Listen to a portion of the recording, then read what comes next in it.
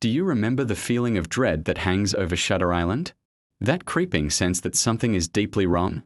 Today, we're going back to that isolated rock in Boston Harbor to unravel one of modern cinema's most brilliant and gut-wrenching twists. Martin Scorsese's 2010 masterpiece isn't just a mystery. It's a deep dive into trauma, denial, and the stories we tell ourselves to survive. So grab your notepad, because we're about to expose every hidden clue, analyze that unforgettable final line, and piece together the tragic puzzle of U.S. Marshal Teddy Daniels. Or should I say, Andrew Laeddis?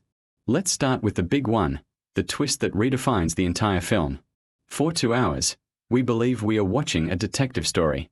U.S. Marshal Teddy Daniels and his new partner, Chuck All, are investigating the impossible disappearance of a patient named Rachel Solando from a locked room. But the final act pulls the rug out from under us. Dr. Corley reveals the devastating truth. Teddy Daniels is a fantasy. He is actually Andrew Laeddis, the asylum's 67th and most dangerous patient. The entire investigation? It's an elaborate roleplay, a radical new therapy designed to force Andrew to confront his reality. His partner, Chuck, is actually his primary psychiatrist, Dr. Lester Sheehan. The missing patient, Rachel Solando, is an anagram for his wife's name, Dolores Chanel, whom he tragically murdered after she drowned their 3 children. It's a shocking revelation that forces you to reevaluate every single scene you've just watched. The genius of Shutter Island is that Scorsese plants clues right from the very beginning. Let's talk about the symbolism of water and fire. Notice how Teddy, or Andrew, is constantly associated with water. The movie begins with him on a ferry, seasick. He's terrified of water, and for good reason. Water is the element of his trauma. It's where his children died, at the hands of his wife. Water represents the horrific reality he cannot face. Every time he gets near it, his headaches and hallucinations get worse. It's the truth trying to break through. Conversely, fire represents his fantasy. He constantly seeks out matches, strikes them to light his cigarettes, and uses their flame to illuminate the dark, scary corners of the asylum and his own mind. When he's in Ward C, the power goes out, and he relies on matches to navigate. The fire is his coping mechanism, a tangible object that helps him maintain the delusion of being the heroic Marshal Teddy Daniels. In the mausoleum with the fake Rachel Solando, they build a fire. This entire conversation happens within the comforting glow of his delusion. When he burns his wife's car in a flashback, it's a symbolic act of trying to destroy the truth and create a new narrative. He's literally using fire to fight back against the water. The behavior of the staff is another huge giveaway on a second viewing. When Teddy and Chuck arrive, the guards on the path to the asylum are all lined up, and they're incredibly tense. They're holding their rifles tight, and their eyes are locked on Teddy. They aren't looking at him like a U.S. Marshal. They're looking at him like a volatile patient they're afraid will snap at any moment. During their initial briefing with Dr. Corley, one of the guards struggles to unholster his gun, a subtle sign of his nervousness around Andrew. When Teddy asks for his own firearm back, the staff awkwardly deflects. They know giving a weapon to their most dangerous patient would be catastrophic. Even the patients seem to be in on it. One woman puts her finger to her lips, shushing him, as if warning him not to break the illusion. Another writes "run" in his notepad. They see the man, not the marshal, and they are either playing along or trying to warn him. Then there's the note found in Rachel Solando's room, the law of 4, who is 67. This is the central clue of Andrew's self-made mystery. The law of 4 refers to the anagrams at play. Teddy Daniels is an anagram of Andrew Laeddis. Rachel Solando is an anagram of Dolores Chanel. The note is a breadcrumb that Andrew himself created, a clue for his fantasy persona to solve. And who is 67?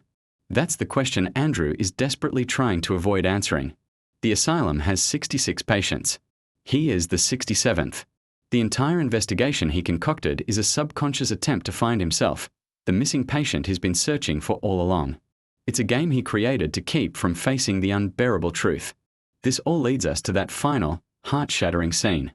After the confrontation in the lighthouse, Andrew seems to finally accept his reality. He recounts the tragic events with perfect clarity. It appears the therapy has worked. He's Andrew Laeddis again. But the next morning, sitting on the steps with Dr. Sheehan, he slips right back into character. He calls him Chuck and talks about getting off the rock. Dr. Sheehan gives a slight, heartbreaking shake of his head to Dr. Corley, signaling that Andrew has relapsed. The lobotomy is inevitable.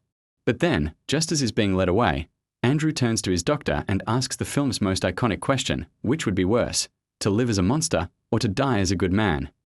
This line changes everything. It implies that he hasn't relapsed at all. He is lucid. He remembers who he is and what he's done. He knows he's Andrew Latus, the monster who couldn't save his family. But the weight of that reality is too much to bear. So, he makes a conscious choice.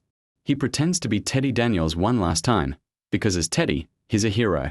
He's a good man. By choosing to feign insanity, he is choosing the lobotomy.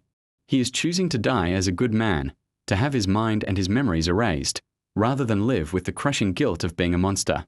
It's not a relapse, it's a form of suicide. He is choosing oblivion over a life of unbearable pain. The look on Dr. Sheehan's face says it all. He realizes his patient isn't insane anymore. He's just broken. Shutter Island is more than just a thriller with a great twist. It is a profound and tragic story about the limits of the human mind to cope with grief.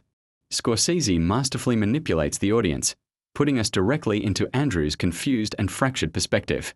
We are just as lost as he is, piecing together a puzzle where all the pieces are designed to mislead.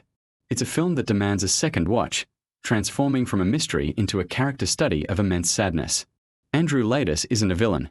He's a man so destroyed by trauma that he builds an entire world to escape it, only to find that the only true escape is to let go completely. It's a haunting reminder of the stories we tell ourselves to survive, and the terrible price of the truth. Thanks so much for watching. What other hidden clues did you spot in Shutter Island? Let me know down in the comments. And if you enjoyed this breakdown, don't forget to like and subscribe for more deep dives into your favorite films. See you next time.